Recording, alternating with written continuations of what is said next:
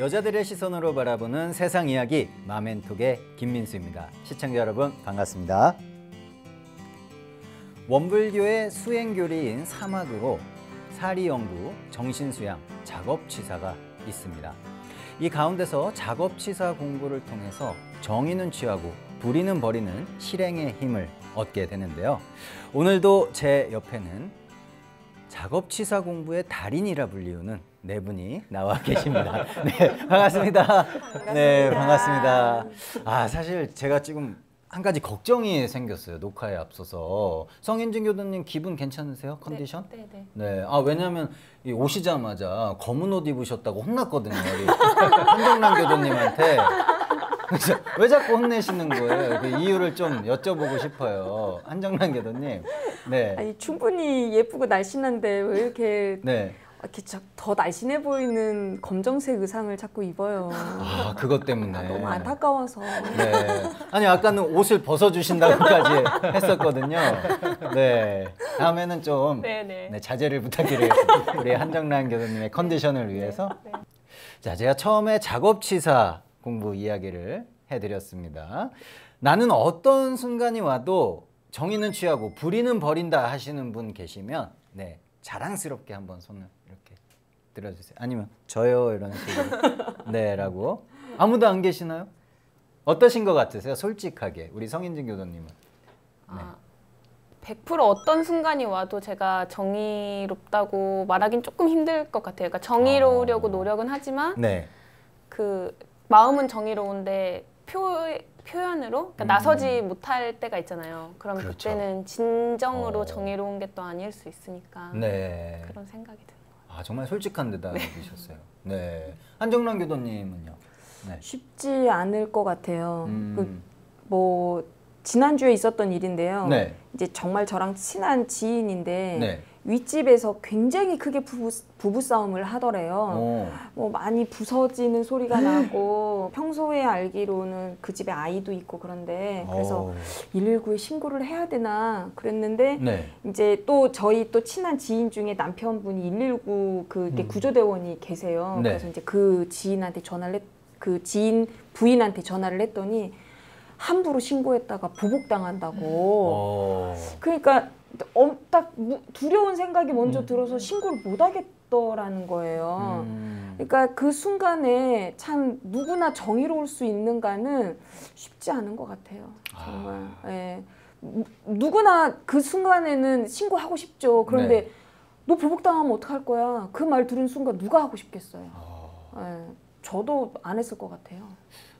우리 교도님도? 네, 저 안 했을 것 같아요. 그 말 들으면 네. 무서워서 못 하죠.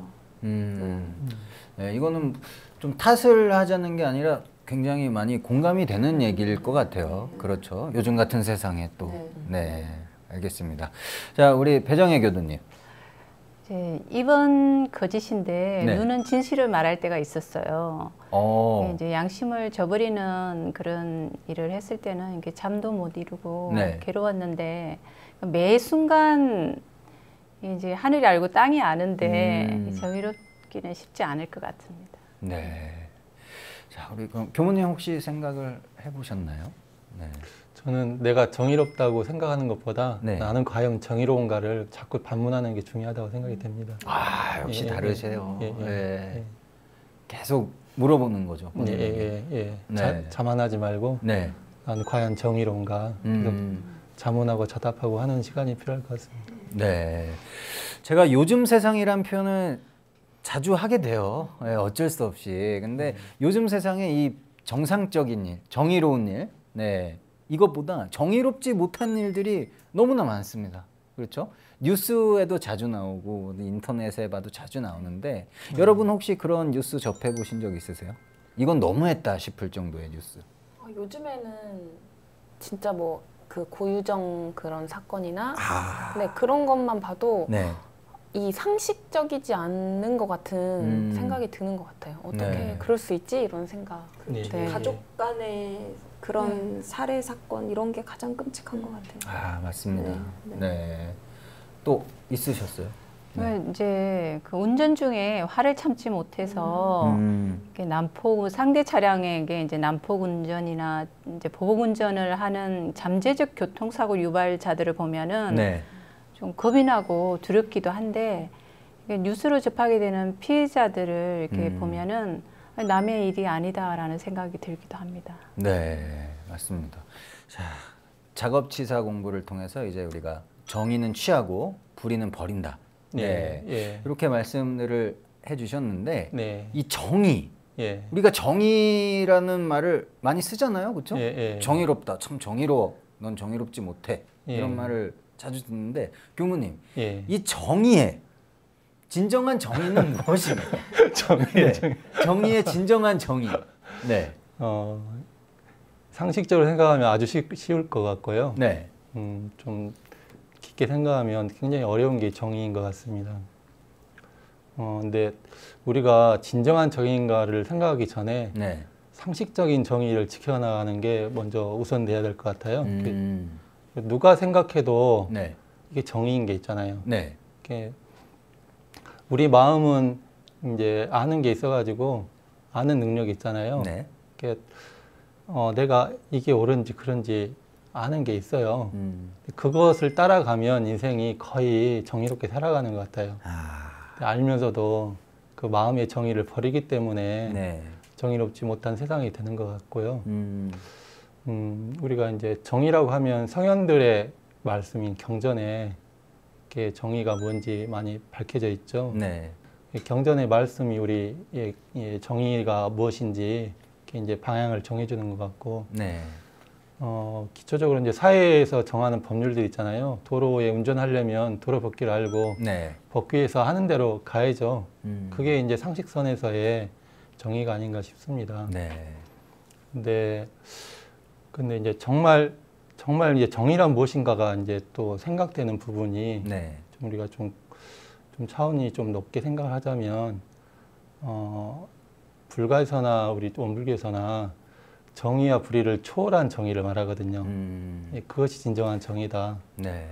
아까도 말씀드렸지만 나는 과연 정의로운가를 자꾸 물어봐야 되고 내가 생각하는 정의가 과연 이게 답인가? 네. 저 사람이 생각하는 건 어떤 정의를 갖고 있는가? 정말 이게서 정말 최선의 정의는 무언가 자꾸 물어봐야 된다고 생각이 됩니다. 네, 맞습니다. 예.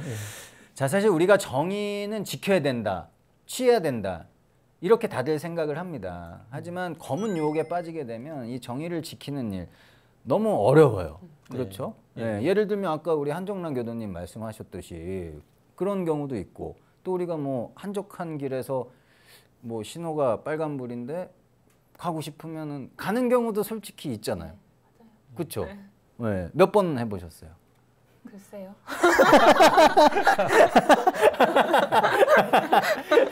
자, 제가 이걸 예로 들어드린 거고요. 네, 여러분 혹시 이런 것처럼 검은 유혹에 빠져서 정의를 지키지 못할 뻔한, 혹은 정의를 못 지킨 경우가 있었다면 한 번씩 고백하는 시간 한번 고백의 가져볼게요. 시간이군요. 네, 저는 직장을 다니잖아요. 네. 그러니까 저희가 이제 출근 시간이 있는데 네. 출근 때마다 이렇게 지문을 찍고 들어가야 돼요. 아, 인식기, 지문 네네. 인식기. 그래서 제가 딱 몇 시에 출근했는지를 딱 찍어야 되거든요. 네. 근데 제가 좀 잠이 많아가지고 지금은 안 그러는데 예전에 지각을 조금 했었어요. 근데 지각을 이제 한두 번 이렇게 하다 보니까 조금 위기감이 드는 거예요. 내가 이렇게 지각을 하면 안 되는데 이런 생각이 들어서 한날은 이제 지각을 했는데 지문을 안 찍고 들어갔어요. 그냥 기계가 고장난 것처럼. 사실은 고장나지 않았는데 네. 그날 고장나서 내게 안 찍힌 것처럼 그렇게 그냥 한 번 그랬어요. 딱 한 번. 딱 한 번. 어차피 솔직한 김에. 그런 또 네. 자연스러웠어요. 본인 연기는 어땠어요? 조금 떨렸지만 아무도 눈치 못 챘어요? 네 그랬다고 제가 믿고 있어요. 알겠습니다. 이거는 굉장히 귀여운, 그렇죠. 귀여운 행동이었어요. 네. 한정란 교도님. 네. 너무 많아서 일일이 다 고백을 할 수가 없어요. 하나만. 그럼 제일 약한 거. 네. 신호 위반? 신호 위반. 네. 오. 저는 분명히 시간을 계산하고 나왔는데도 왜 이렇게 수업 시간에 늦는지. 그런 경우 있죠. 정말 그 2, 3분이요. 네. 막 전화가 계속 와요. 특히 우리 이거 방송 보시면 우리 수도원 어르신들이 8시 30분 조금만 넘으면은 네. 원장님 어디세요? 왜 전화 오면은 신호위반하고 가요. 앞으로는 조금 일찍 나오셔서 네, 주의하겠습니다. 네, 가시길 바라겠습니다. 내정혜 교도님. 저도 한 가지만 네. 꼽자면 이제 워크숍에 참석하기 위해서 이제 단체 버스가 기다리는 장소까지 가야 되는데 네. 차가 너무 밀리다 보니까 이게 순간적으로 이게 버스 전용 차선 이용하고 싶은 유혹에 들었는데 다행히 잘 참고 또 길이 뚫려서 제 시간에 도착할 수 있었습니다. 안 가신 거네요, 결국. 네, 근데 정말 이게 제가 갈등이 심했어요, 그 순간은. 갈까 말까 이렇게. 하지만 결국 참아내셨군요. 네. 역시 대단하십니다. 네. 자, 일상수행요법에요. 심지는 원래 그름이 없건만은 경계를 따라 있어지나니 그 그름을 없게 하는 것으로서 자성의 계를 세우자. 이런 말씀이 나와 있습니다. 교무님, 경계에서 정의는 취하고 불의는 버리는 것. 왜 쉽지가 않은 겁니까? 정전 작업치사의 목적에 그 이유를 3가지로 말씀해 주셨어요. 3가지 이유요. 정의를 실행하기 어려운 이유, 안 되는 이유. 첫째는 몰라서 그런다. 무지해서, 몰라서. 뭘 모르느냐? 시비예를 옳고 그르고 이롭고 해로운 것을 몰라서. 그러니까 이제 도로에 운전하고 가는데 법규를 몰라요. 그러면 몰라서 빨간불 때 가는 거죠. 그렇죠. 저는 이제 예전에 비보 좌회전 있잖아요. 그 빨간불 때도 되는 건 줄 알았어요. 진짜 몰랐어요. 면허가 있으시죠? 공부할 때 제대로 안 한 거죠. 근데 알고 보니까 그게 파란불 때만 이렇게 해야 되는 거더라고요. 그렇죠. 그것처럼 CBA를 몰라서 정말 몰라서 그런 경우도 있다라는 거죠. 근데 그 몰라서 그런 경우에 또 어떤 게 있냐면 아는데 자꾸 범하다 보면 나중에는 그 정의의 세포가 죽어요. 감각이 부서져요. 그냥 그래서 잊혀져요, 마음에서. 그래서 모르는 경우도 있는 것 같긴 해요. 2번째는 시비를 알아요. 이게 뭐가 옳은지 알아요. 아는데 불같이 일어난 욕심을 제어하지 못해서. 아는데도 불구하고. 여기서 많이 걸리죠. 다 알잖아요. 근데 이번만 해도 돼. 욕심이 이제 자꾸 유혹을 하잖아요. 좀만 빨리 가게 이렇게. 그래서 내 딸인데 내 딸을 위해서 그 욕심이 일어나잖아요. 그 이제 욕심에 넘어가 가지고 알면서도 하는 거죠. 이게 대부분 걸리는 게 이 경우인 것 같아요. 몰라서 못하는 것보다 알면서도 욕심에 걸려서. 3번째는 이것도 이제 CBA를 알긴 아는데 습관에 끌려서. 습관 때문에. 습관화가 돼버리면 이게 이제 카르마가 되는 거잖아요. 이게 인이 박힌다고도 하죠. 이제 그 업력이라고 하는 건 뭐냐면 자동차가 딱 달려가요. 멈춰야 돼요. 브레이크를 딱 걸어요. 거기에 딱 멈춰지나요? 안 멈춰지고 달려온 힘에 의해서 관성이 부추기 위해서 어느 정도 더 가죠. 마찰력이 제지하는 그 순간까지. 근데 이 마음의 습관, 마음의 카르마도 마찬가지로 달려온 힘이 있잖아요. 우리가 이렇게 성격화해 놓은 그 힘이 있기 때문에 멈추고 싶어도 안 되는 거죠. 담배도 처음에 이제 필 때는 습관이 안 됐기 때문에 그냥 별 무리가 아닌데 이제 인이 박혀버리면 끊기가 참 어렵잖아요. 그래서 습관이 돼버리면 그만큼 끊기가 어렵다는 거죠. 알면서도 안 끊어져. 도박이 이게 할 게 아니라는 걸 알면서도 안 끊어져. 내가 누구랑 부당거리를 계속했어요. 그런 자리에 있으면서 맛을 봤어요. 그리고 그 사람의 어떤 그런 카르텔이 형성이 돼요. 그 업을 끊기가 쉽지 않죠. 그래서 알긴 알지만 이게 습관화가 돼버리면, 카르마가 돼버리면 또 끊기가 어렵다. 그래서 이 3가지 이유로 몰라서 또 알면서도 욕심에 끌려가지고 또 습관화돼서 그래서 끊기가 어렵다 이렇게 말씀하셨습니다. 아, 그렇군요. 예. 이 아는 것도 굉장히 중요하지만 그걸 또 예. 행동으로 옮기는 것도 예, 예, 네, 예. 굉장히 중요한 대목이 되겠죠. 예, 예. 네, 이 인간의 행동력과 실천력을 강조한 게 바로 작업치사잖아요. 예, 예. 자, 내가 정말로 잘했던 작업치사가 있다면 지금부터는 자랑 시간. 네, 좀 전에 고백이었으니까 이번에는 자랑. 네. 아, 제가 생각했을 때 네. 제가 가장 잘한 작업치사는 일요일마다 교당에 법회에 가게 된 게 제가 잘한 작업치사인 것 같아요. 근데 제가 원래 입교는 아주 어릴 때 했어요. 엄마가 이제 교당을 다니시면서 저를 입교를 시켜주셔가지고 입교를 했는데 제가 어렸을 때는 교당을 안 다녔거든요. 그러다가 이제 나이가 들면서 이제 조금 뭐 남편도 또 교당을 가보고 싶다고 하기도 했고 저도 이제 교당을 가보고 싶다는 마음이 생겼는데 이제 교당을 못 다녔던 이유 중에 하나는 제가 잠이 많아가지고 일요일 날 잠을 많이 자야 되는데 네. 교당을 가면 잠을 못 자잖아요. 네. 그 아침에 10시까지 교당을 가야 된다는 게 저한테는 굉장히 큰 일인 거예요. 제가 그 잠을 포기하고 그 아침마다 그것도 매주 이렇게 교당을 가야 된다는 게 그래서 그게 굉장히 망설여졌었는데 또 막상 마음을 먹고 실행에 옮기고 나니까 생각보다 그게 그렇게 큰 일이 아닌 거예요. 그리고 또 가서 제가 얻어오는 이런 그런 마음의 이런 것들이 더 많으니까 그래서 더 얻어오는 게 많으니까 또 가고 갔다 와서 또 자면 되더라고요. 다녀와서 또 주무시고. 그래서 제가 생각했을 때 제가 가장 잘한 작업치사는 네. 이제 일요일마다 법회에 나가는 게 아닌가. 야, 참.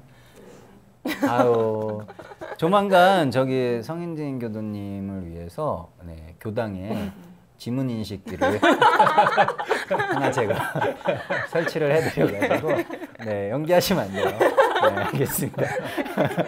네, 우리 한정란 교도님이 가장 잘한 작업치사. 네. 저도 뭐 저는 이제 원불교 입교한 지는 뭐 한 10여 년밖에 되지 않았는데요. 사실 그 타고난 본성이 저도 참 좋진 않았던 것 같아요. 근데 제가 참 느끼는 게 그 정토가 돼서 살면서 참 사람 많이 됐다라는 생각이 전 참 많이 드는데 이렇게 돌리는 공부를 좀 많이 하게 되는 것 같아요. 그리고 얼마 전에도 후배하고 좀 살짝 트러블이 있었어요. 네. 근데 그 후배를 만나러 가는 길이 정말 소가 도살장 끌려가듯이 너무 싫은 거예요. 핑계가 막 머릿속에 거짓말이 쫙 세워지는 거예요. 애가 아프다고 해야지. 아, 그러면 기차표가 없다고 할까? 아, 이게 막 그 무슨 핑계를 대서 그 후배를 만나지 않을까라고 그 계획이 세워질 정도로 너무너무 싫은 거예요. 그런데 내가 그 후배를 다시 안 볼 거 아니고 또 제가 뭐 누누이 말한 인연과 척지고 사는 거를 또 싫어하고 또 그 후배가 나한테 그 했던 말이 또 나만의 정의일 수도 있고 그 사람의 정의일 수도 있는데 계속 그 후배 입장에서 계속 돌리다 보니까 또 그럴 수도 있구나라는 최종점에 도달하게 되더라고요. 그래서 모든 그 거짓말을 버리고 갔어요. 예, 가서 아무 일 없었던 것처럼 이야기를 나누고 사실 오늘 낮에 그 후배하고 그때의 일을 풀었거든요. 그랬더니 그런 일이 있었는지 몰랐었다고 그러면서 잘 이렇게 해결이 됐어요. 그래서 네. 그날 내가 정말 마음을 돌리기를 참 잘했구나. 네. 그럴 때 참 제가 원불교 들어와서 사람 됐다라는 생각이 들죠. 네. 또 이렇게 네. 다시 화해하셨다니까 네, 너무 네. 다행이고요. 네, 진짜 멋지신 것 같아요. 네, 배정혜 교도님께서는요? 저는 이 신문에 크게 났던 내용인데요. 네. 2015년도 4월에 21개월간 그 남구로역에서 네. 그 일용직 노동자들을 위한 새벽 급식을 시작했었어요. 근데 그 당시 시작할 때 이제 담당 교무님과 그 운전해 주실 교무님, 그리고 저랑 제 아들 네 명이서 시작을 했는데 새벽 3시 반에 일어나서 이렇게 준비해서 나가다 보면 무더운 여름이나 추운 겨울에는 사실 졸리기도 하고 귀찮을 때도 있었어요. 네. 근데 이제 교무님께서 워낙 열심히 하시고, 근데 이제 그 좀 어렵고 힘든 사람들을 위해서 위로를 할 수 있다는 그런 마음으로 꾸준하게 하다 보니까 보람은 있었습니다. 네, 정말 훌륭한 일 하셨어요. 네. 우리가 사실 좋은 말, 착한 말은 굉장히 잘하면서 행동은 그렇게 못할 때가 솔직히 있으시죠? 다 있죠? 자, 이 알고 있는 것과 행동하는 것이 다르다는 뜻일 텐데요. 교무님, 작업 취사 공부 도대체 어떻게 하면 좋을까요? 일단은 해야 되겠다는 결심을 해야죠. 결심을 예, 세우고요. 예, 우리 이제 그 김민수님이 네. 나는 원불교인이야 네. 라고 이제 딱 그 이게 마음속에 머리에 올려놓고 네. 작업 취사해야지 라고 결심을 해야 되겠죠. 네. 뭔가 다른 삶을 살겠다. 이제 그런 서원이 이제 필요할 것 같고요. 작업 취사의 그 트레이닝에 가장 모토가 되는 말이 네. 상시응용주의상에서 온전한 생각으로 취사하기를 주의하는 거잖아요. 그러니까 이제 그 일을, 그 경계를 당했을 때 온전하게 생각해서 이제 정의는 취하고 불의는 버리는 연습을 이제 하는 거죠. 네. 이제 훈련은 반복 숙달시키는 거예요. 계속해서 내가 그 어떤 상황이 닥치면 딱 일단 멈춰서 생각해보고 정의를 취해서 결단하려고 하는 그 연습을 계속 하는 거죠. 그러니까 처음에는 이게 됐냐 안 됐냐가 중요한 게 아니라 그런 패턴을 내가 이렇게 내 몸에 이렇게 이제 그 체화시키느냐 하는 게 중요한 것 같아요. 네. 이제 그 온전한 생각으로 취사할 때 이제 우리가 그 여러 가지가 있지만 내가 잘 안 되는 부분 있잖아요. 네. 이렇게 해야 되는 법회 나가야 되는데 10시 잘 안 일어나져요. 그리고 그런 일들 있잖아요. 그런 것들을 우리가 유문형 공부를 통해서 그 조항만 딱 하나만 집중적으로 우리가 마크를 하는 거죠. 예, 그러니까 유문형 공부가 이 작업치사하는데 훈련하는데 굉장히 이게 효자예요.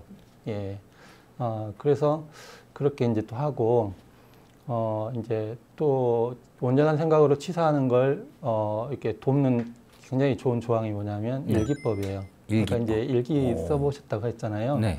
써보시면 알겠지만은 오늘 하루를 돌아보면서 내가 어떤 상황을 겪었는지 그 상황에서 내가 어떻게 치사를 하려고 했는지 그때 내가 생각할 때 이게 정의라고 생각해서 이제 판단을 내린 거 그때는 이렇게 판단을 했다.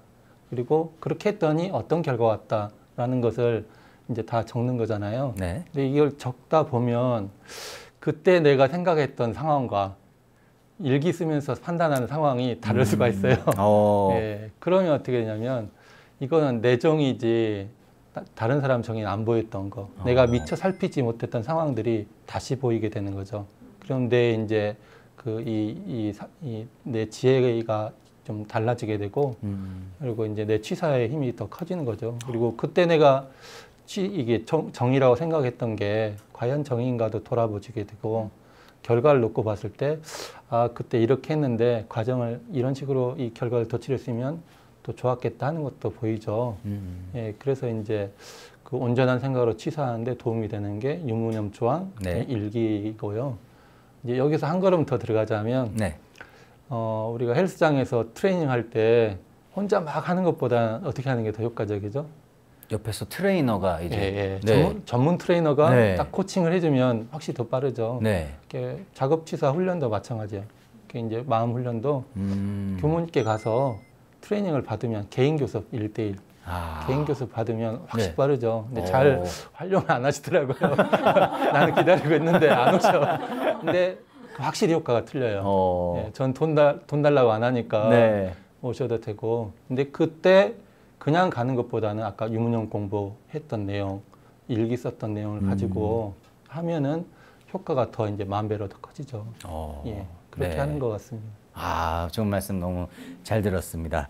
네, 작업치사는 언행일치, 지행일치, 신행일치, 각행일치의 생활을 강조하는 것이죠. 예, 예. 내가 알고 있는 것과 행동하는 것이 서로 다른 사람은 아니었는지 오늘 예. 한번 되돌아보는 시간 되셨으면 좋겠습니다. 예. 여러분은 지금 맘앤톡을 함께하고 계십니다.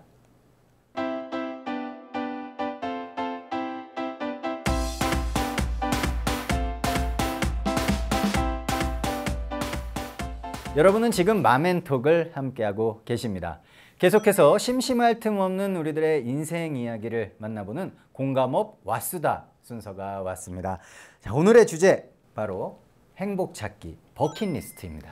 네, 자, 사연을 하나 제가 소개를 해드릴게요. 고민 사연은 이제 아내분께서 보내주신 사연인데요. 은퇴를 앞둔 남편분이 되시는 거예요. 이제 가장이신데 이 남편분이 스페인 순례길에서 민박하는 이야기를 담은 프로그램을 보고 보신 적 있으시죠? 네, 저도 본 적이 있는데 그 800km나 되는 순례자의 길 완주를 버킷리스트로 넣고 여행 준비를 하고 있으시대요. 그 남편을 바라보는 아내분이 너무 좀 말리고 싶어서 사연을 보냈다고 하시는데 여러분이라면 어떻게 하시겠습니까? 남편분이 800km 되는 성지 순례길에 오른다고 하고 있어요. 어떻게 하실 거예요? 네. 같이 저 좀 데리고 가라고 할 것 같아요. 데리고요? 네. 저도 가고 싶어요. 그럼 패스. 여기는 더 이상 들을 대답이 없습니다. 네, 함께 가고 싶다. 네. 어서 다녀오시라고. 네. 어서 다녀오시라고요? 그럼 다녀오셔야죠. 그러면 저만 안 데리고 가면 돼요. 정말요? 아니 저는 힘드니까 그냥 잘 다녀오시면 돼요. 아, 네. 잘 다녀오시면 된다. 네. 우리 배정희 교도님 어떻게 하시겠어요? 이제 저는 적극 권장할 것 같아요. 그동안 앞만 보고 달려왔는데 본인이 하고 싶은 거 네. 거기 보상이 주어져야 된다고 생각을 하고 그리고 또 이제 그 여행을 통해서 뭐 앞으로 더 나은 제2의 인생을 설계할 수 있으리라 생각합니다. 아, 그렇군요. 사실 우리가 후회 없는 인생을 살기 위해서 버킷리스트를 만들고 실천을 하잖아요. 네, 그런 분들이 요즘 많이 계세요. 사실 2007년에 버킷리스트라는 영화 보셨나요, 혹시? 네. 보셨어요? 네. 보셨고, 네. 저도 봤거든요. 못 보셨구나. 예. 되게 재밌었거든요. 네. 그 이후로 조금 열풍이 분 건 사실이에요. 집에 가시면 한 번씩 보시면 좋을 것 같아요. 진짜 재밌었어요. 네. 그런데 이 영화에서 노인분들이 이제 시한부를 선고받고, 그죠? 네. 우리 한정란 교도님이 말씀해 주세요. 줄거리 좀만. 잭 니콜슨하고 모건 프리먼하고 네. 굉장히 이제 계급이라고 해야 되나 부유 계층이 굉장히 차이가 나는데 오. 두 사람이 이제 우연히 같은 병실 안에서 네. 그 암 치료를 받으면서 두 사람이 이제 이렇게 암 치료만을 받을 수는 없다라고 하면서 버킷리스트를 적고 둘이 여행을 떠나는 그 과정을 그린 영화예요. 네. 주인공 이름까지 기억하시네요. 네. 그 정도는? 요즘 이 웰다잉 유행이 좀 확산이 되고 있잖아요. 웰다잉. 그렇죠? 네, 예전에는 웰빙이었는데 요즘 이제 웰다잉이 또 유행을 하고 있습니다. 대종사님께서도 40이 넘으면 죽어가는 보따리를 챙기기 시작해야 한다고 말씀을 하셨거든요. 교무님, 이 만족스러운 삶을 통해서 후회 없는 죽음을 맞이하기 위해 버킷리스트, 이 하나의 방법이 될 것 같은데요. 예, 네. 좋은 방법이 될 것 같습니다. 이유가 왜 그러냐면 네. 일단 이제 웰다잉이라고 했잖아요. 네. 근데 정말 웰다잉을 생각하면 죽음을 이제 한번 생각해 보는 거잖아요. 네. 사람이 정말로 죽음 앞에 서게 되면 굉장히 솔직해지고 이제 삶이 돌아봐져요. 네. 그래서 삶이란 뭔지 이것도 생각을 해볼 수 있잖아요. 네. 그럼 인생에서 내가 중요한 게 뭔지, 필요한 게 뭔지, 정말 해야 될 게 뭔지, 내가 정말 원하는 게 뭔지, 그러다 보면 진정한 자기를 또 찾을 수 있겠죠. 그렇기 때문에 그 웰다잉을 위해서 이렇게 버킷리스트를 하게 된다. 네. 이렇게 해본다. 이 자리를 갖는 것만으로도 어떤 전환점이 될 수 있다. 이런 생각이 되어지고, 이제 그걸 버킷리스트를 이제 이렇게 자꾸 이렇게 하다 보면, 네. 아까도 말씀드렸지만, 좀 이제 다른 관점에서 살 것 같아요. 인생을 그냥 무작정 달리는 삶이 아니라 예, 다른 삶이 될 것 같은데 그 꽃들에게 희망을이라는 책이 있어요. 네. 아주 예, 페이지 수가 얼마 안 돼요. 근데 그 주인공이 애벌레예요. 근데 애벌레. 애벌레가 또 다른 세상을 보기 위해서 이제 여행을 떠나요. 가다 보니까 어떤 벌레들이 이렇게 막 이렇게 탑처럼 올라가는 거예요. 네. 근데 자기 다른 벌레를 이제 밟고 올라가는 거예요. 자꾸 이렇게 올라가는데 저기 꼭대기까지 구름 뚫고 있어요. 신기하잖아요. 네. 그래서 이거 뭐가 있는데 올라가 그랬더니 올라간 애한테 귀찮다는 듯이 나도 몰라. 그런데 올라가잖아. 올라가 봐야지 하는 거예요. 그래서 이 애벌레도 또 자기도 얼떨결에 이제 올라간 거예요. 네. 어쩌다가. 근데 딱 이제 올라가서 최후의 꼭대기에 이제 올라갔어요. 구름을 뚫고. 네. 뭐가 있었을까요? 이렇게 보니까 올라가서 보니까 네. 저쪽에서 자기들과 마찬가지로 다른 탑들이 이렇게 있는 거예요. 아무것도 없고 허무하죠. 네. 그래서 이제 어쩔 수 없이 내려와요. 이제 내려와서 보니까 자기랑 친했던 그 다른 애벌레가 고치를 짓고 네. 그래가지고 나비로 탈바꿈해가지고 날아다니면서 저기 만나는 그런 이야기가 있어요. 근데 그 꽃들에게 희망이라는 책인데 네. 우리가 인생 살아가는 게 사람들이 열심히 막 달려가는데 그냥 달려가잖아요. 네. 그러니까 남도 막 밟고 막 올라가고 그러잖아요. 근데 어디로 가는지를 모르고 가요. 예.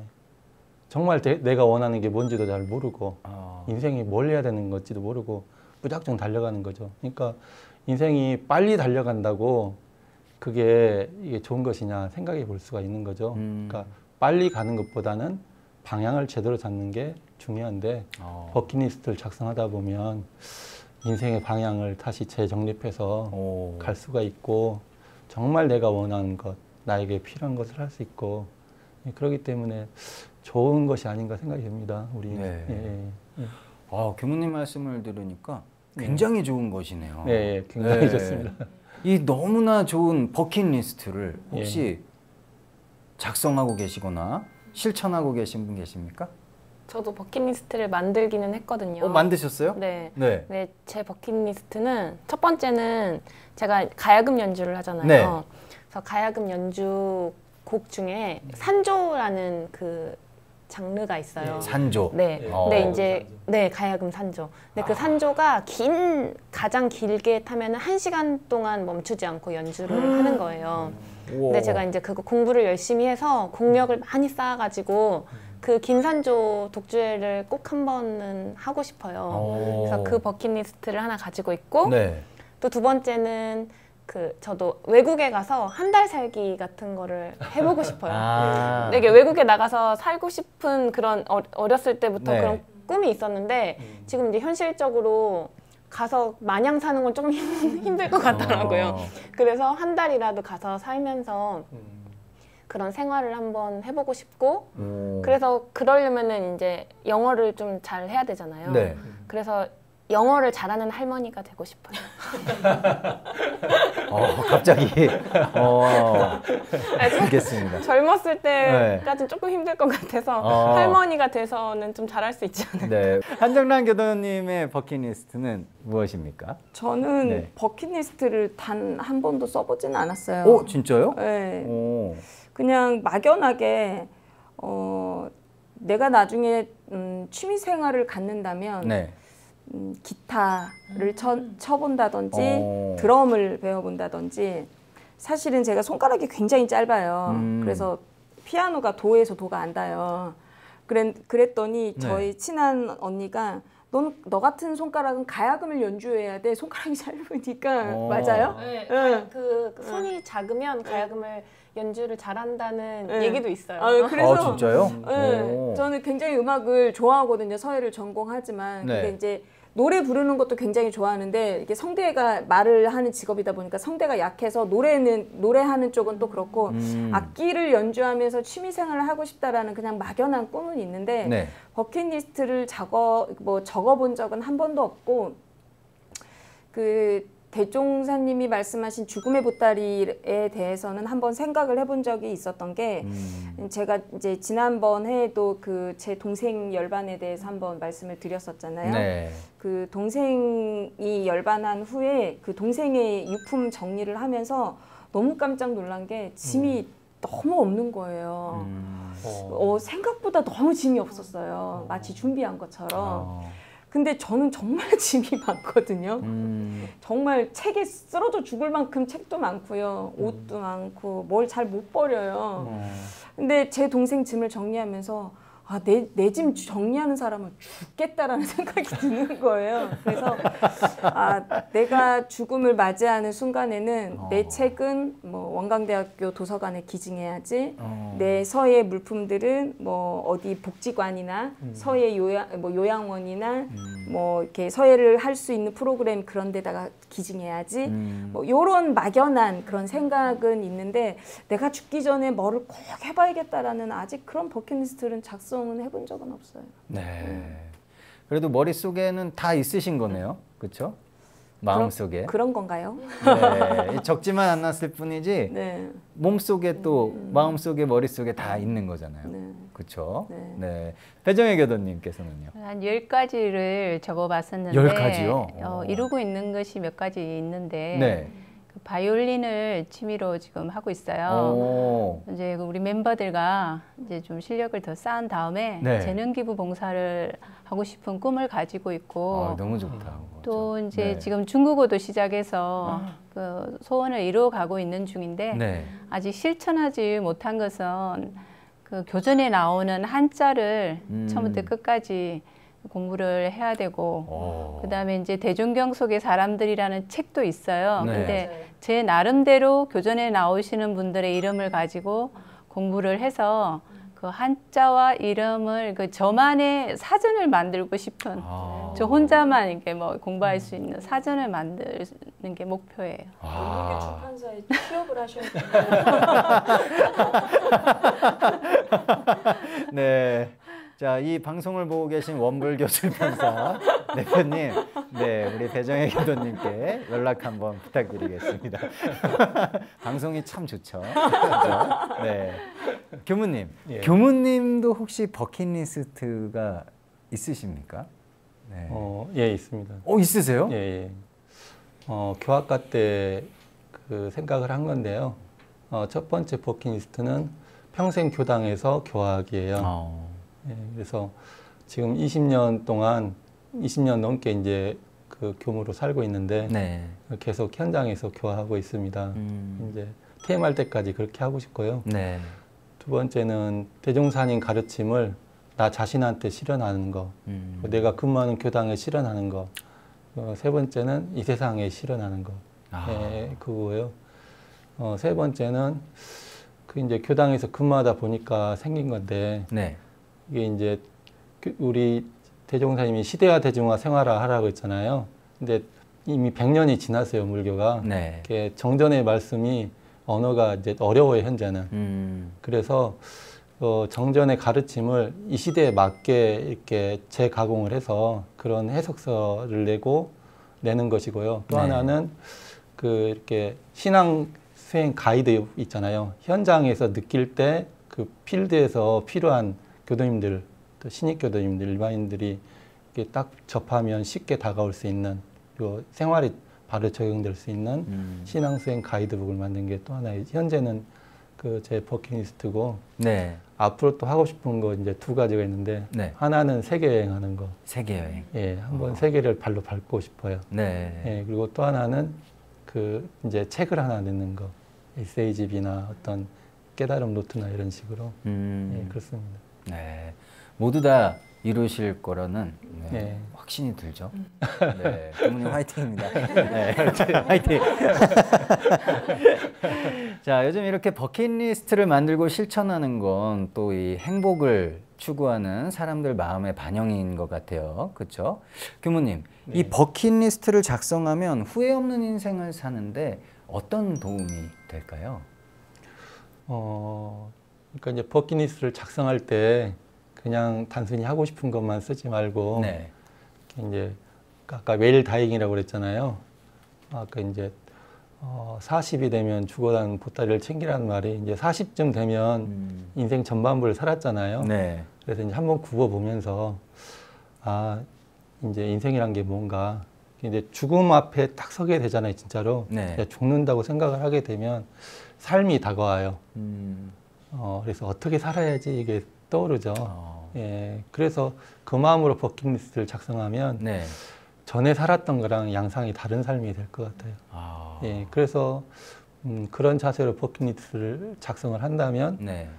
굉장히 인생의 새로운 국면이 맞이하게 되지 않을까. 네. 예, 부인하고도 더 행복하게 살 수 있을 것 같아요. 알겠습니다. 저를 딱 보고 말씀을 해주시네요. 저는 굉장히 행복합니다. 오해하지 마세요. 오해하시면 안 돼요. 더 행복하게. 더 행복하게 살도록 하겠습니다.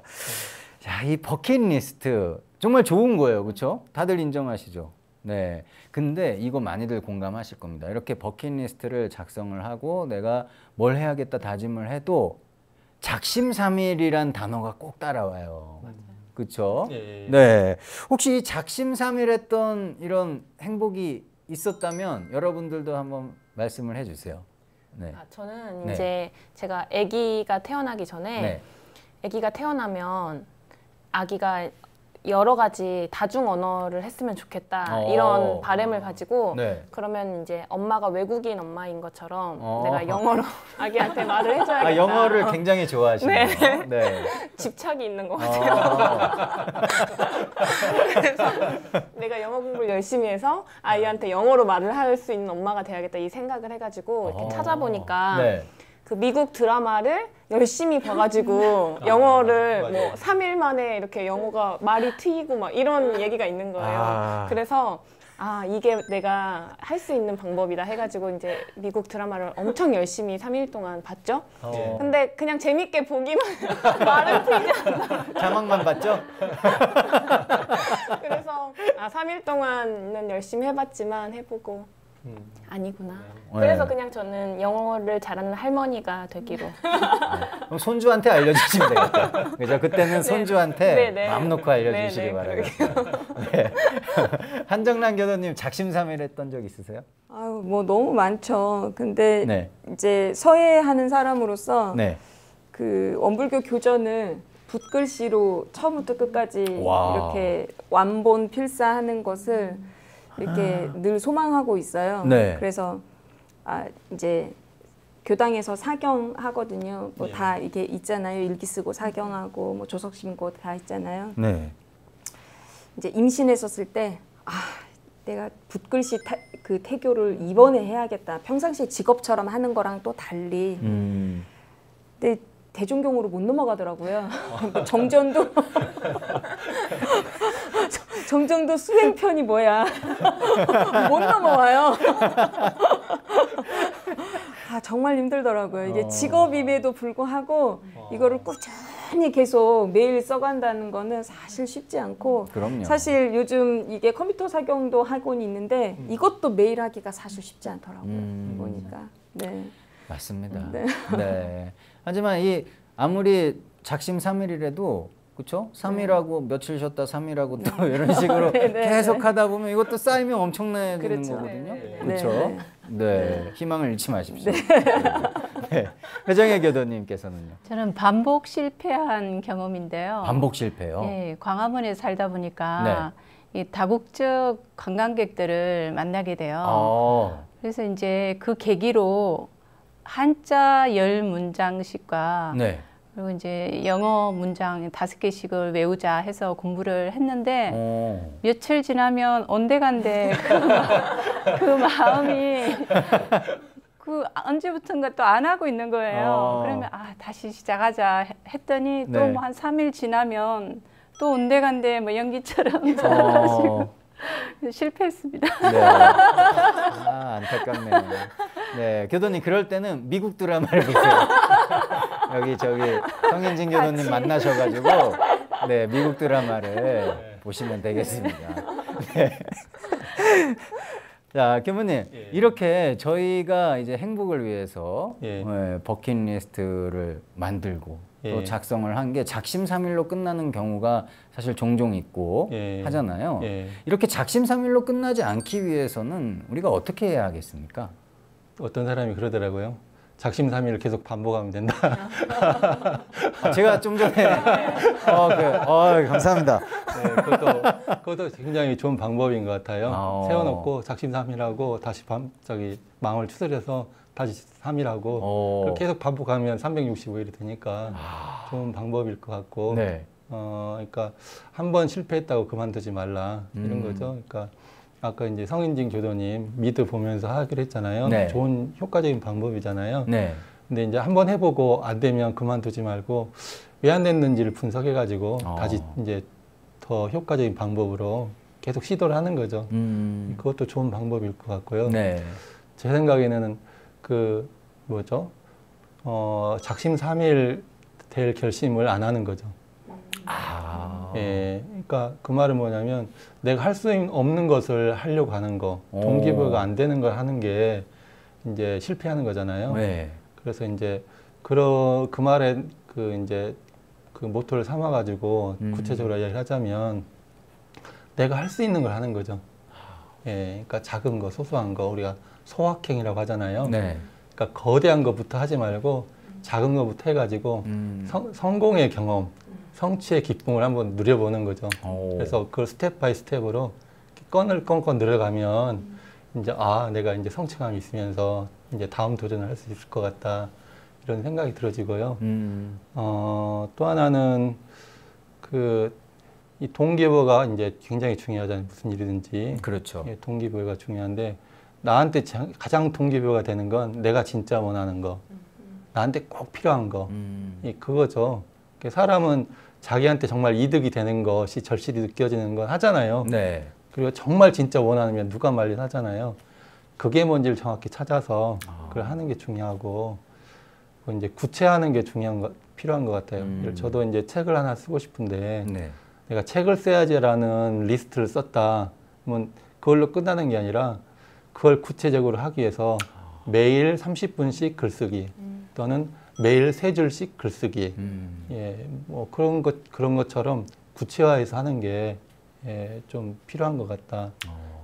이런 생각이 들어집니다. 자, 저희에게 또 뼈가 되고 살이 되는 아주 귀중한 말씀을 교무님께서 해주셨습니다. 자, 이제 우리 마멘톡의 공식 질문을 드릴 순서가 왔습니다. 나에게 버킷리스트란? 저에게 버킷리스트는 삶의 원동력이다. 삶의 원동력이다. 할머니. 영어 잘하는 할머니가 되기 위해서. 그랜드마더. 잉글리시 마스터. 알겠습니다. 한정란 교도님. 나에게 버킷리스트란 행복 찾기이다. 행복 찾기이다. 너무 앞만 보고 일만 하고 달려온 것 같아요. 한 번쯤은 행복을 내가 뭘 원하는지를 좀 잘 생각하고 좀 작성을 정말 해봐야 될 것 같아요. 좋은 말씀 감사합니다. 우리 배정혜 교도님. 새로운 도전은 나를 발전시킨다라고 생각합니다. 일기장에 나만의 비밀을 이제 기록해 놓았듯이 나만의 버킷리스트를 작성하면 활력소가 되지 않을까 생각합니다. 감사합니다. 교무님, 교무님께 버킷리스트란 무엇입니까? 삶의 나침반이다. 나침반이다. 그러니까 이제 나침반 있으면 너무 방황을 많이 안 하고 갈 수 있잖아요. 그러니까 버킷리스트를 내가 정말 인생을 잘 성찰하면서 세우게 되면 이렇게 삶을 좀 더 이렇게 분명하게 갈 수 있을 것 같아요. 자, 이렇게 해서 너무나 즐거운 대화를 나눠봤습니다. 저희가 지금까지 예. 항상 이 프로그램 진행하면서 정말 많은 것들을 배우고 또 함께 예. 웃고 또 함께 감동하고 슬퍼하고 너무 좋은 시간들인 것 같아요. 예. 네. 예. 그리고 우리 한정란 교도님께서 방금 전에 말씀하신 너무 앞만 보고 달려왔다고 하셨잖아요. 그렇죠? 열심히 일하셨고 네. 다 행복해지기 위해서 하는 거잖아요. 그렇죠. 네. 근데 그러다 보면 진짜 행복은 조금 놓칠 수도 있겠구나 하는 염려도 해봅니다. 네. 오늘 하루만큼은요, 정말로 버킷리스트 한 줄 작성을 하시고, 내가 진짜 원하는 꿈이 무엇인지, 내가 진짜로 원하는 인생이 무엇인지 한번 되돌아볼 수 있는 아주 귀중한 시간 되셨으면 좋겠습니다.